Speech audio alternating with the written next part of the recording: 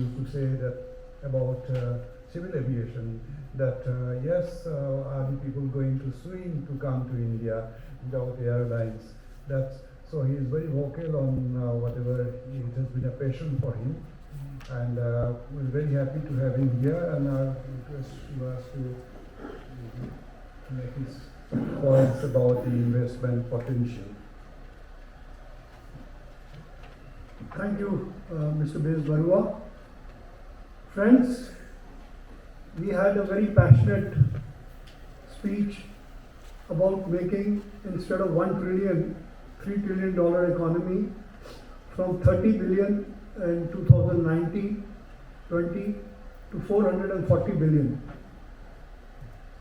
There's a saying, if wishes were horses, then beggars would ride them. You know, we can imagine and develop a lot of things by quoting figures. But is it possible? Is it practical? Let us all be practical. I always had a practical approach. When I became the president of the Indian Tour Operators for the first time, the tourism to India was not even 1 million tourists.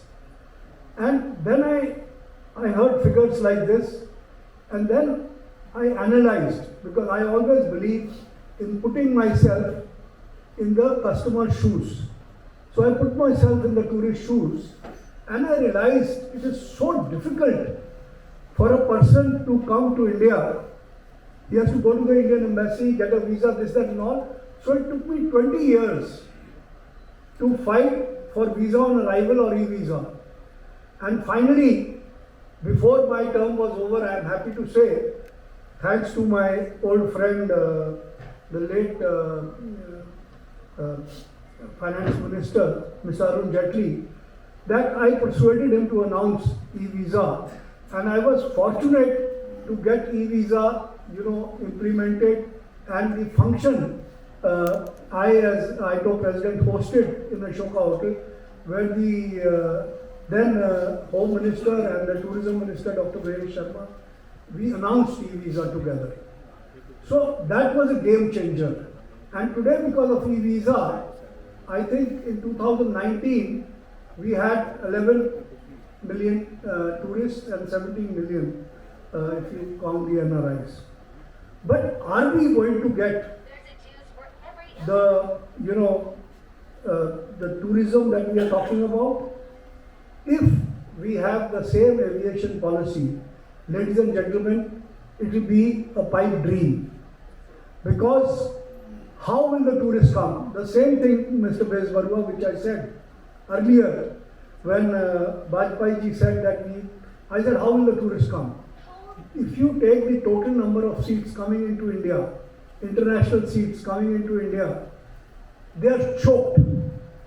A fare and airfare, which I used to sell for $60,000 to $70,000 return fare to Toronto or to New York, is now an economy class one-way fare is 1,40,000, and a business class is close to 4 to 5 lakhs. I mean, this is highway robbery. एक आदमी, गरीब आदमी, जिसकी माँ cancer से मर रही हो, वो अगर 100 रुपए की टिकट लेके he sells it for 200 rupees, उसको पुलिस वाला पकड़ के ले जाता है कि ब्लैक कर रहा है. Today the airlines, I represent the airlines, so it's in the national interest I'm talking about. In my personal interest, it's good that the high fares are there and we make more money. But if you take the national interest, then I think it is highway robbery. And as rightly mentioned by the previous speaker, everything is dependent on demand and supply. If we are not able to get enough air seats, enough supply, then the airlines will keep exploiting the consumer, whether it's domestic airfares or international airfares. I have refused speaking at various, occasions, because if I have to spend the airfare between Delhi and Mumbai on a business class or a premium, it's 40,000 rupees.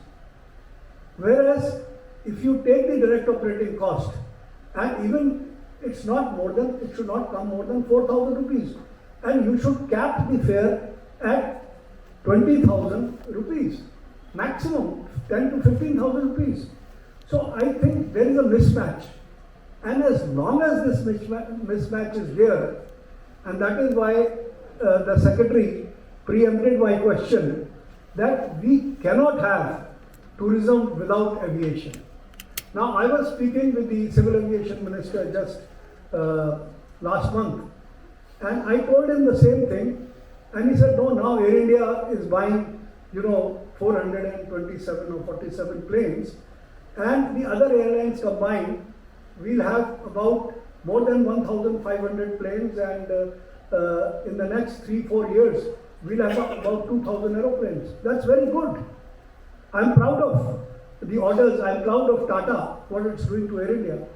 But if we don't have an open sky policy, which Dubai has and which Singapore has, and that's how their economies have grown, then, these airports, there are beautiful airports, and we have the previous chairman of the airport authority here, which are lying empty, where no planes are flying. In spite of the Udan scheme, there are many airports which are underserved. So the only way, ladies and gentlemen, the only way this country can progress is just like we opened the e-visa, we need to open the skies. Air India and Indian carriers are important, but the national interest of India is much more important than Air India and the Indian carriers.